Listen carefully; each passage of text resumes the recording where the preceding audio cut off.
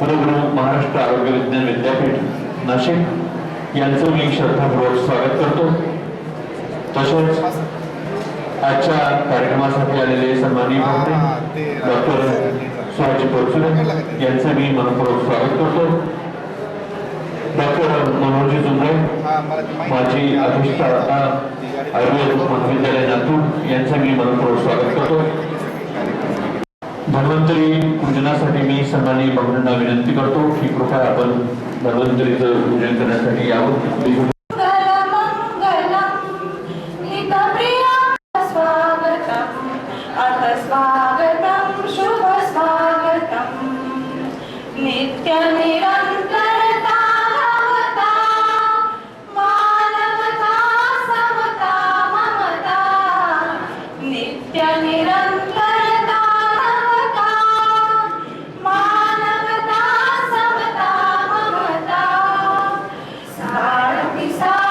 नेहमी म्हणायचे की बघा माझे विद्यार्थी बाहेर जाऊन कशी प्रॅक्टिस करतायत आणि ते कोणाला हात धरू देत नाही। आयुर्वेदाचे स्टुडंट असूनही त्यांच्या प्रॅक्टिसेस इतक्या आहे, कारण नंतर मुलांनी आमच्याही पलीकडे झेप घेतली। कोणाकोणाकडे त्याही काळात 14 लाखाच्या गाड्या त्या काळात आल्या आणि समाजसेवा अंगीकारली। प्रत्येक वेळेस मुलांचे आजही फोन येतात। ही वाटचाल चालू असताना वेळ थोडा आहे माझ्यासाठी 10 मिनिटं मी थोडीशी उडी घेतोय पुढे। ह्या वाटचालीमध्ये आमच्या कुटुंबाला दृष्ट लागली, राजकीय अरिष्ट आलं आणि त्या राजकीय अरिष्टामधून एक कॉलेज बंद केलं गेलं।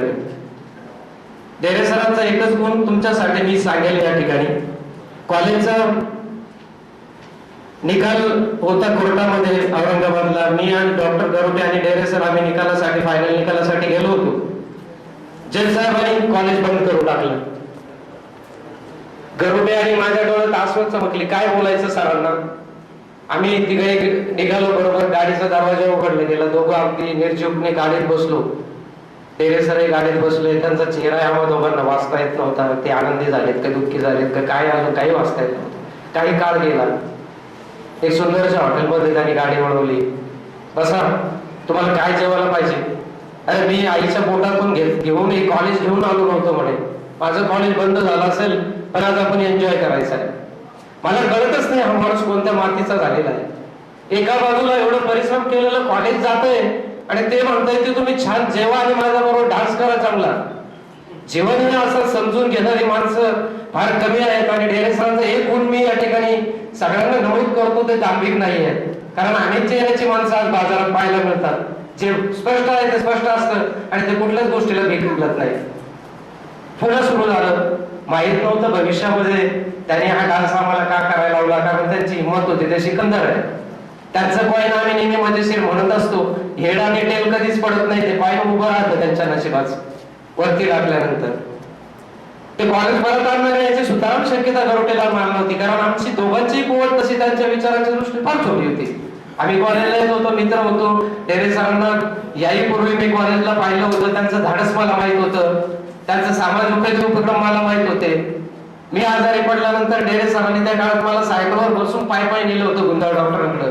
त्या काळापासून त्यांचा हा स्वभाव या ठिकाणी खूप सांगता येणार जोगे फक्त करून थोडस भावनिक बाजूला चालतंय, मी परत जागेवर येतो।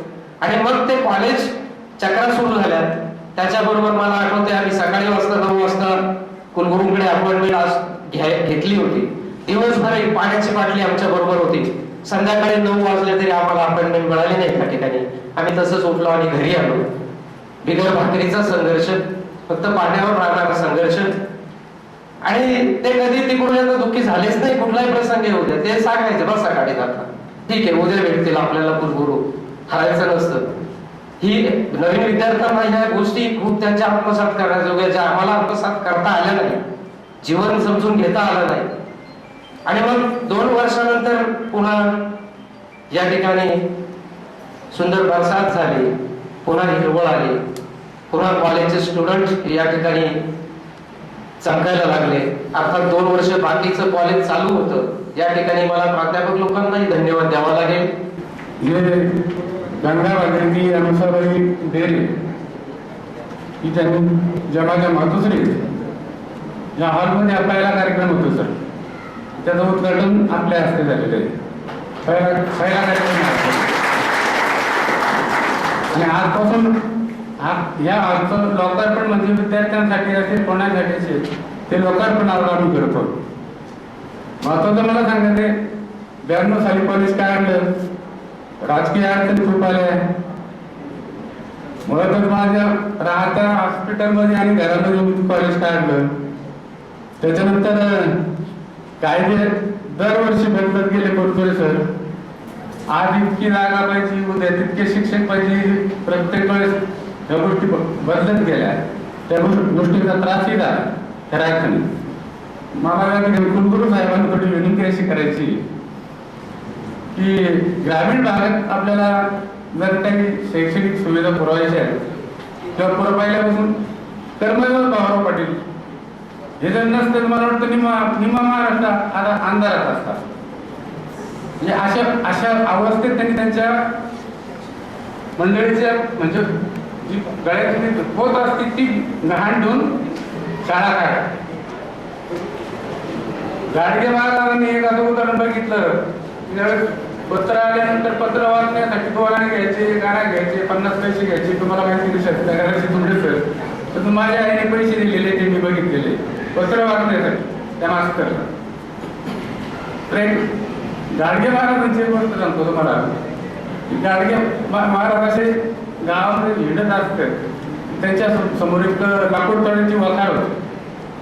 त्याला लिहिता येत होतं, वाचता येत होतं. पण त्याच्याकडे एक माणूस गेला की त्याच्या मुलाचं किंवा नातेवाईकांचं पत्र आलेलं होतं. ते पत्र वाचण्यासाठी त्याच्याकडे जायचं. तो सांगायचा तो असं काही आज एवढे लाकडं पुढं टाकायचं मग तुला पत्र वाचून दाखवतो. त्या दिवशी झालं का, अरे आता मला वेळ नाही, उद्या दुसऱ्या दिवशी तेच. म्हणजे निरक्षरता कशा अवस्थेत होती तिथून महाराष्ट्र कुठपर्यंत आला होता. आता राहिलं शासन कुठले ते काय ते शासन येतात जातात बदलत राहतात. परंतु ग्रामीण भागाच्या संस्थांकडे बघताना थोडासा वेगळा विचार व्हायला पाहिजे असं मला अजूनही वाटतं. तेवढं सोपं नसतं. हे लक्षात ठेवा की आयुर्वेदाचे दिवस हे आमच्या वेळेला मी इंटिग्रेटेडचा डॉक्टर आहे. 1969 सालचा पासआउट आहे मी सगळ्यात. आणि तुमच्या माहितीने सांगतो की मी इंटिग्रेटेड मेडिसिनचा पुरा प्रवक्ता आणि बघता आहे. काय सांगतो तुम्हाला, तुम्ही ग्रामीण भागात आलेल्या आहे आणि बहुतेक परत ग्रामीण भागात प्रॅक्टिस झाला असं मला वाटतं. झालं ना, तर ग्रामीण भागात सेवा आवश्यक आहे आणि तुम्ही जाणार तिथे. मग तिथे गेल्यावर मला असं सांगा की जर तुम्ही इंटिग्रेशन केलं नाही, व्हॉट मीन्स इंटिग्रेशन, तुम्ही आयुर्वेदाचे स्टुडंट आहात, तुम्ही आयुर्वेदिकच स्टुडंट आहात, पण जिथे जिथे जरुरी असेल तिथे तिथे मी मॉडर्न मेडिसिनचा वापर करणार आणि करायलाच पाहिजे. लोकांच्या हिताचं आहे, तुमच्या हिताचं काही मला माहिती नाही, पण लोकांच्या हिताचं आहे. असं उत्तम उदाहरण मी नेहमी देतो. पण कसं उत्तम उदाहरण मी नेहमी देतो की खेड्यावर समजा माझा स्टुडंट गेला आणि प्रॅक्टिसला लागला आणि तिथे समजा अस्थमाचा पेशंट आला, सिव्हिअर अस्थमॅटिकचा पेशंट आला. मग तुम्ही त्याला काय आयुर्वेदिकचा अटेंडन्स बसणार का, त्याचा अटॅक आणायचा का अटेंडन्स बसणार. मी आयुर्वेदिक परंपरेतला डॉक्टर आहे. माझ्या 5 पिढ्या आयुर्वेदात गेलेल्या आहेत. माझ्या आजोबा, ठाकूर बंडोबा, वडील आणि मी सुद्धा चुकून आयुर्वेदाला आलेलो आहे. चुकून म्हणजे असं झालं की मला मॅट्रिकला फर्स्ट क्लास कमी मिळायचे पण मला मिळाला होता. आणि मॅट्रिकला फर्स्ट क्लास मिळाल्यावर मला ॲडमिशन वैशंपायत मेडिकल कॉलेजला घेतली. मी गेलो, जॉईन झालो तिथे आणि अभ्यासक्रम चालू झाले वर्ग. आणि मग माझ्या आजोबा वैद्य, तेव्हा काय मोबाईल नव्हते काय, तेव्हा माझ्या वडिलांना त्यांनी फोन केला, ते पुण्याला प्रॅक्टिस करायचे. माझे दोन्ही काका आयुर्वेदिक डॉक्टर, DSF, वडील AVV. आणि मला त्यांनी आजोबांनी फोन केला वडिलांना की सुहासला 10 पडतो तिथलं काढायचं आणि पुण्याला टिळकमध्ये आणून काढायचं. आता कल्पना करा, त्यावेळेला मेडिकल कॉलेजची ॲडमिशन मी कवडी होती पण ती सोडून आलेलो मी मनुष्य आहे. माझ्या मनातून नाही आलो मी असं म्हणत मी होऊन आलो, पण मी आलेलो तिथनं आणि टिळक आयुर्वेदला जॉईन झालो. टिळक आयुर्वेद प्रधानमंत्री श्रद्धांजली छत्रपती शिवाजी महाराजांना मंचावरील उपस्थित संस्थेचे अध्यक्ष भानुदासजी डेरे, आमचे जुने सहकारी मार्गदर्शक डॉक्टर सुहास पस्तुरे, नागपूर इथून आलेले डॉक्टर मनोहरजी गुंबळे, सर्व सन्मान्य अध्यापक प्राध्यापक, महाविद्यालयाचे माजी आणि माजी विद्यार्थी, सर्वप्रथम या महाविद्यालयाच्या गवानुसरबाई सभागृहाचं उद्घाटन झाल्याचे मी ऑफिशियली जाहीर करतो. महाविद्यालयाच्या रौप्य महोत्सवी झालेल्या आजी आणि माजी विद्यार्थ्यांच्या मेळाव्याचे उद्घाटन झालं असं जाहीर करतो. संस्थेचे अध्यक्ष, संस्थापकीय अध्यक्ष, ट्रस्टी, सर्व सन्मान्य सदस्य, प्राध्यापक, रौप्य महोत्सव वर्षाच्या शुभेच्छा देतो. 25 वर्षाचा रौप्य महोत्सवी प्रवास म्हणजे महाविद्यालयातील खरा असलेला इतिहास आहे. ज्ञानेश्वरांनी म्हटलेलं आहे की विलेसे रोप लागले दारी दयाचा वेरू गगनाने बघावे. भविष्यामध्ये याचा वटवृक्ष व्हावा, सगळ्यांनी वृक्षाची नोंद केली. माझं असं म्हणणं आहे की हीरक महोत्सव प्रतिनिधी याचा वटवृक्ष व्हावा असं मी या प्रसंगी व्यक्त करतो आणि संस्थेला शुभेच्छा देतो की उत्तरोत्तर संस्थेची प्रगती झाली पाहिजे.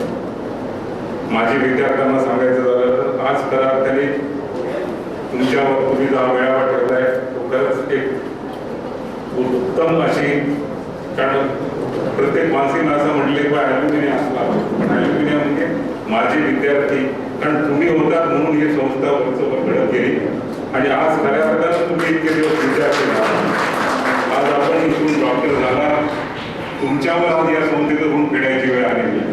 संस्थाचं आपण कधी ऋणी राहत नसतो, आपण संस्थेच्या कायम ऋणात राहायचं असतं. जसं आई वडिलांचा आशीर्वाद असतो ज्याच्यामध्ये आई वडील आणि गुरुजनांच्या ह्याच्यातून कधी ऋण व्यक्त करायचं असतं, त्याचं ऋणामध्ये राहायचं असतं, त्याप्रमाणे संस्थेच्या सुद्धा ऋणात राहायचं आणि संस्थेच्या अडीअडचणीत आज माजी विद्यार्थ्यांचा खऱ्या अर्थाने सहभाग असला पाहिजे. उद्या जर का या महाविद्यालयाची जर का वीट जर का होत असेल तर त्याच्यावर आपण वर दगड ठेवण्यासाठी सक्षम झाला पाहिजे असं मी या प्रसंगी व्यक्त करतो. खऱ्या अर्थानं डेरीजींनी आईच्या आठवणीने आज आपल्या या वाहनाचं उद्घाटन केलं. मी खरंच म्हणतो की आपण या जागेचं मी आज खऱ्या अर्थानं पाहत होतो की ज्या मागेच्या सभागृहाचं माझ्या हातून उद्घाटन झालं, माझ्या आग्रहाने निश्चित बंधन केल्या किंवा म्हणल्याशिवाय महाविद्यालयाच्या बाबतीत त्यांनी असा प्रश्न व्यक्त केला की बा ग्रामीण विद्यालय आणि शहरी विद्यालय असा भेदभाव.